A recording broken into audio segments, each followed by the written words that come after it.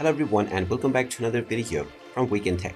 In this video, I'm going to show you how to buy a car on Gumtree. So let's get started right away. First of all, open up your web browser and then in the address bar type in gumtree.com and press enter. You will now be taken into the official Gumtree website. If you haven't logged into your account already, click on the account icon at the top right corner and proceed forward with your credentials.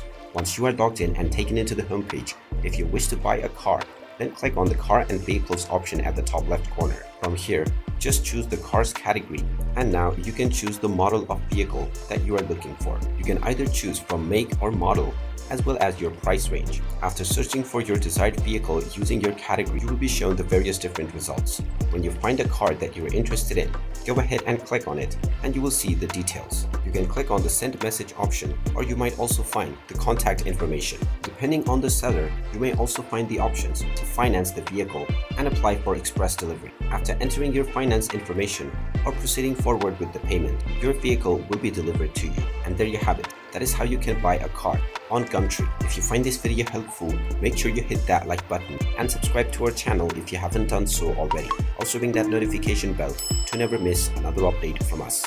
Thank you for watching and I will see you again in the next video.